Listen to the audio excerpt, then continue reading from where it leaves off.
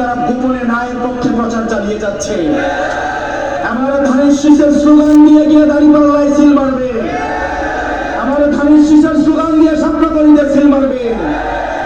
আপনারা জানেন একটা দল টাকা নিয়ে, টাকার বস্তা নিয়ে নির্বাচন করতে নেমেছে। দায়িত্ব নির্বাচনের আগে একদিন টাকা নিয়ে 5 বছর গোলাম থাকবেন, নাকি বিনা পয়সায় ভোট দিয়ে আগামী 5 বছরে বিনা পয়সায় সেবা নেবেন। প্রিয় ডুমুরিয়াবাসী, ভোটের আগের দিন যদি আপনি একটা নির্দিষ্ট অঙ্কের টাকার কাছে আপনি বিক্রি হয়ে যান, আগামী 5 বছর আপনি গোলামি করতে হবে। সিদ্ধান্ত আপনার। ভোটের আগে আপনি যে মালিক আছেন তাদের পায়ে পায়ে ধরছে, আপনারা চান কিনা ভোটের পরে আগামী 5 বছরও প্রার্থীরা আপনাদের কাছে পায়ে পায়ে যান? নিজেকে বিক্রি করে দেন, তাহলে আপনার আর মালিক থাকার সুযোগ 5 বছর আপনাকে গোলামি করতে হবে। হচ্ছে পবিত্র আমানত। এই ভোটাধিকার, এই ভোটের অধিকার অর্জনের জন্য আমাদের সাব্বিরকে শহীদ হতে হয়েছে, ইয়ামিনকে শহীদ হতে হয়েছে, ইয়াকুবকে শহীদ হয়েছে, শত সহস্র সন্তানকে শহীদ হতে হয়েছে।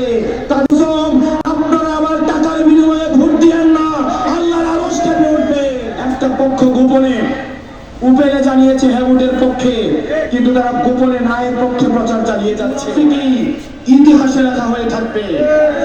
মনে হচ্ছে তারা স্বৈরতন্ত্র টিকিয়ে রাখতে চাচ্ছে শুধুমাত্র হাসিনা ছাড়া। স্বৈরতান্ত্রিক ব্যবস্থার বিচার ব্যবস্থা ভালো, স্বৈরতান্ত্রিক ব্যবস্থার মিডিয়া ভালো, ব্যবস্থার ব্যবসাপাতি ভালো, স্বৈরতান্ত্রিক ব্যবস্থার এক্সিকিউটিভ ভালো, স্বৈরতান্ত্রিক ব্যবস্থার পুলিশ ভালো, কেবলমাত্র হাসিনাই ভালো ছিল। আমরা হাসিনার যেমন পরিবর্তন চেয়েছি, একই সাথে হাসিনার ব্যবস্থার পরিবর্তন চেয়েছি। ব্যবস্থার যদি পরিবর্তন পেতে চান, তাহলে আপনার অবস্থান অবশ্যই গণভোটে হের পক্ষে থাকতে হবে। আগামী নির্বাচনে আপনাদের এই আসনের যিনি প্রার্থী হয়েছে, একজন মানুষ, ওনার যে যোগ্যতা রয়েছে, উনি বাংলাদেশের যে কোনো আসন থেকে প্রার্থী হওয়ার ওনার সক্ষমতা রয়েছে। 300 আসনের যে কোনো আসনে প্রার্থী হলে উনি সেখান থেকে জিতে আসার সক্ষমতা রয়েছে। মিয়া গোলাম পরওয়ার সাহেব মাতৃভূমির টানে, আপনাদের টানে দীর্ঘ 1.5 যুগের বেশি সময়ের জেল জুলুমের মধ্য দিয়ে নিয়ে গিয়েছেন এবং দিন শেষে উনি আপনাদের কাছে ফিরে এসেছেন।